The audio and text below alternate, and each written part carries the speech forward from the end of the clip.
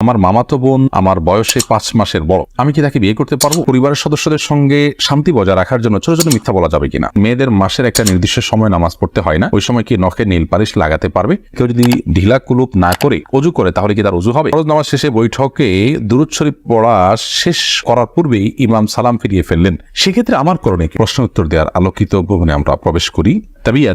লিখেছেন, মেয়েদের মাসের একটা নির্দিষ্ট সময় নামাজ পড়তে হয় না, ওই সময় কি নখে নীল পালিশ লাগাতে পারবে?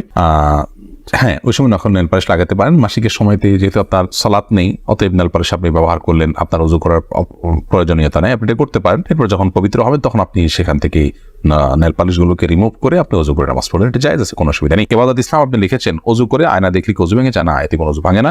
আরফাত ফারজান আপনি লিখেছেন, স্বামীর সামনে টিপ লাগালে গুনাহ হবে কি? সৌন্দর্য বর্ধনের জন্য লাগাতে পারেন, কোনো অসুবিধা নেই, সেটি জায়েজ আছে। বিতির রহমান আপনি লিখেছেন, নামাজের সিজদা করতে গেলে ছোট বাচ্চা সিজদার জায়গায় বসে থাকলে কোথায় সিজদা দিব?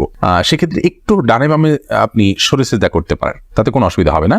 একটু এক কদম ডানে সরে গেলেন বা এক কদম বামে সরে গেলেন কিংবা এক কদম পেছে সরে গেলেন, কোনো অসুবিধা নেই। আর যদি কোনোই জায়গা না থাকে তাহলে এক হাতে আলতো করে বাচ্চাকে একটু সরিয়ে তারপর আপনি সিজদা করতে পারেন, কোনো অসুবিধা নেই। আব্দুল করিম পাটোয়ারি লিখেছেন, ফরজ নামাজ শেষে বৈঠকে দুরূদ শরীফ পড়া শেষ করার পূর্বেই ইমাম সালাম ফিরিয়ে ফেললেন, সেক্ষেত্রে আমার করণীয় কি? ফরজ নামাজের শেষ বৈঠকে ইমাম আপনার দুরূদ শেষ করার আগে যদি সালাম ফিরিয়ে ফেলেন তাহলে আপনি খুব দ্রুততার সাথে দুরূদ শেষ করবেন। আর যদি দুরূদ শেষ করতে অনেক দেরি হয় তাহলে সেক্ষেত্রে কোনো একটা স্টেশনে দাঁড়িয়ে সালাম ফিরিয়ে ফেলবেন, আপনার সালাত হয়ে যাবে ইনশাআল্লাহ। অর্থাৎ যে কোনো একটা জায়গায় অর্থবহ হয়, যেমন আল্লাহুম্মা সাল্লি আলা মুহাম্মাদ ওয়া আলা আলি মুহাম্মাদ শেষ করলেন, পরে আপনি সালাম ফিরিয়ে ফেললেন, কারণ এখানে একটা অর্থবহ বাক্য হয়ে গেল।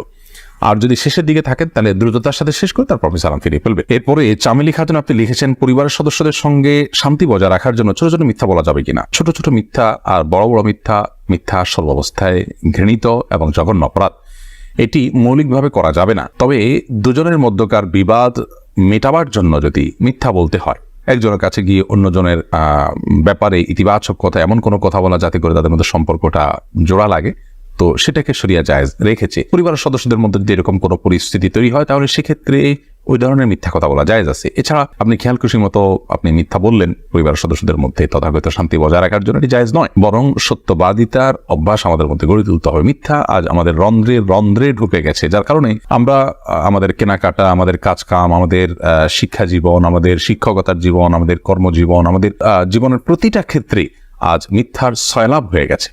এই জায়গায় পরিবারের শান্তি বজায় রাখার নাম দিয়ে আবার তথাকথিত ছোট ছোট মিথ্যা বলার বিষয়টি কখনো অনুমোদিত হতে পারে না। আফসানা শারমিন রোশনি আপনি লিখেছেন, আমার ছেলে 5 দিনের হায়াত নিয়ে দুনিয়াতে এসেছিল, আমার সন্তানকে আমার জন্য সুপারিশ করবে আল্লাহর কাছে? বল, আপনার সন্তান আল্লাহর কাছে ইনশাআল্লাহ বিদিন আপনার জান্নাতের পথকে সুগম করবে কিয়ামতের ময়দানে, এবং এ ধরনের সন্তান বাবার জন্য জান্নাতে অপেক্ষা করবে, এরকম বর্ণনা পাওয়া যায়। যদি আপনি সবর করতে পারেন, আল্লাহ তাআলা আপনাকে সবর করার তৌফিক দান করুন এবং বিনিময় দান করুন। মোহাম্মদ মুনতাসির মাহমুদ আপনি লিখেছেন, নামাজে যদি নিজের অনিচ্ছা সত্ত্বেও কোনো দুশ্চিন্তা চলে আসে তাহলে কি নামাজের কোনো ক্ষতি হবে? নামাজের মধ্যে নিজের অনিচ্ছা সত্ত্বেও যদি দুশ্চিন্তা আসে তাহলে সেক্ষেত্রে এই দুশ্চিন্তা ফলশ্রুতিতে একজন মানুষ গুনাহগার হবেন না, বিশেষ করে যদি একান্তই অনিচ্ছায় আসে। কিন্তু সেটাকে যদি কন্টিনিউ করতে থাকেন তিনি, অর্থাৎ ভাবতেই থাকেন, ধরুন দুনিয়ার কোনো বিষয় মনে পড়লো আপনার জন্য যেটা দুশ্চিন্তার, এরপর ওইটা নিয়ে আপনি নামাজের মধ্যে ভাবতেই থাকলেন, তাহলে সেটা অবশ্যই আপনার জন্য গুনাহের বিষয় হবে এবং নামাজের আপনার যে প্রাণ সেটাকে নষ্ট করবে।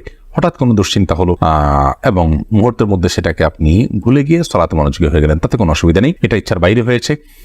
আর আখিরাত নিয়ে, আল্লাহর ভয়, কবরের আযাব, এই জাতীয় বিষয় নিয়ে যদি আপনার দুশ্চিন্তা হয় সেটা তো খুব প্রশংসনীয় বিষয়, কারণ সেটা আপনার সালাতকে আরো বেশি আপনার আল্লাহর কাছে গ্রহণযোগ্য করবে ইনশাআল্লাহ। শারমিন আক্তার আপনি লিখেছেন, আমি একজনের কাছ থেকে কিছু টাকা ধার নিয়েছিলাম, তার সাথে আমার যোগাযোগ নেই, যোগাযোগ কোনোভাবেই আর করা সম্ভব নয়, এখন আমি কি করতে পারি? আপনি যদি তার সাথে যোগাযোগের কোনো সুযোগ না থাকে এবং যোগাযোগের কোনো সম্ভাবনা না থাকে তাহলে সেক্ষেত্রে ওই টাকাটা কোনো গরিব দুঃখীকে দান করে দিবেন তার তরফ থেকে, অর্থাৎ তার তরফ থেকে ডোনেশন করে দিলেন, দান করে দিলেন, সবটা তার আমল নামায় যুক্ত হলেন, মাধ্যমে ইনশাআল্লাহ আপনি দায়মুক্ত হওয়ার চেষ্টা করতে পারেন। হাবিব রাজ আপনি লিখেছেন, আমার মামাতো বোন আমার বয়সে 5 মাসের বড়, আমি কি তাকে বিয়ে করতে পারবো?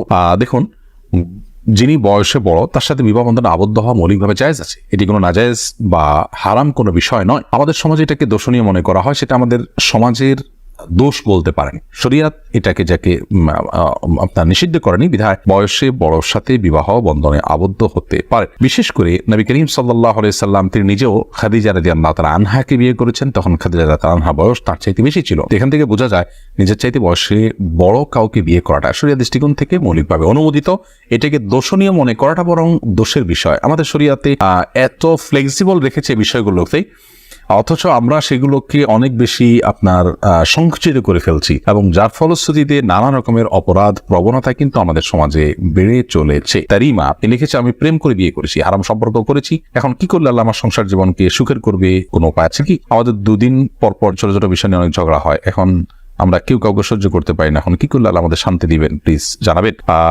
বোন তারিমা, আপনারা আল্লাহর কাছে আগের কৃতকর্মের জন্য লজ্জিত হয়ে ধন্যবাদ, ক্ষমা চাইবেন, চোখের পানি ফেলে মাপ চাইবেন যে আল্লাহ আমাদের অন্যার জন্য আপনি মাপ করেন, লজ্জিত থাকবেন। এর পাশাপাশি সুখী দাম্পত্য জীবনের জন্য আল্লাহর কাছে বিশেষভাবে দোয়া করবেন, সেই সাথে সুখী দাম্পত্যের জন্য যে আমলগুলো আছে সেগুলো করবেন, সবর এটার কসরত করবেন, যে ধৈর্য ধরে ধৈর্যের পাহাড় হওয়ার চেষ্টা করবেন, ইনশাআল্লাহ আল্লাহ তাআলা আপনাদেরকে সুখী করবেন। এ বিষয়ে আমাদের অনেকগুলো পরামর্শমূলক ভিডিও আছে, সেগুলো শুনতে পারেন। এমনি আলামিন লিখেছেন, কেউ যদি ঢিলা কুলুপ না করে অজু করে তাহলে কি তার অজু হবে?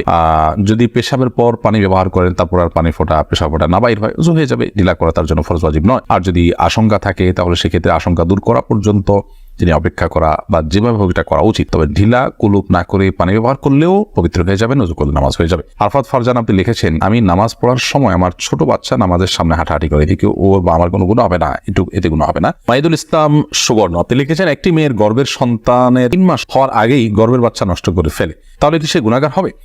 গর্ভের বাচ্চা নষ্ট করা সর্বাবস্থায় অপরাধের কথা, কিন্তু যদি সন্তানের মধ্যে হার্টবিট বা প্রাণ সঞ্চারিত হওয়ার আগেই আপনার কোনো এমন ওজরের ভিত্তিতে সেটি নষ্ট করা হয় যে ওজরটি শরীয়ত গ্রাহ্য, যেমন তার ফলশ্রুতিতে মার শরীর বা জীবনের মধ্যে হুমকি আছে, বা বড় কোনো বিপদ হতে পারে, বা বড় কোনো সমস্যা আছে, এরকম কোনো ওজরের ভিত্তিতে যদি এটা করে, তাহলে সেটা ক্ষেত্র বিশেষে ওজরের উপর নির্ভর করে সেটা জায়েজ হতে পারে। আর এমনিতে মনে চাইলো আর সন্তান নষ্ট করে ফেললো সামান্য ঠনক অজুহাতের ভিত্তিতে, এটি জায়েজ হবে না, এর ফলশ্রুতিতে মানুষ গুনাহগার হবে। জোস মাসুম মামুন এআইডি থেকে আপনি লিখেছেন, আমার ভাতিজা আমাকে ছোট আব্বু বলে ডাকে, এতে কোনো সমস্যা হবে কিনা? দেখুন, আপনার ভাতিজা যদি আপনাকে ছোট আব্বু বলে ডাকে তাহলে সেক্ষেত্রে মৌলিকভাবে কোনো অসুবিধা নেই, কারণ আমাদের দেশে অনেক এলাকাতে চাচাকে ছোট বাবা বলা হয়। ছোট বাবা বলা হয় এটা রূপক অর্থে, তাকে সত্যিকারের পিতা মনে করে বাবা বলা হয় না।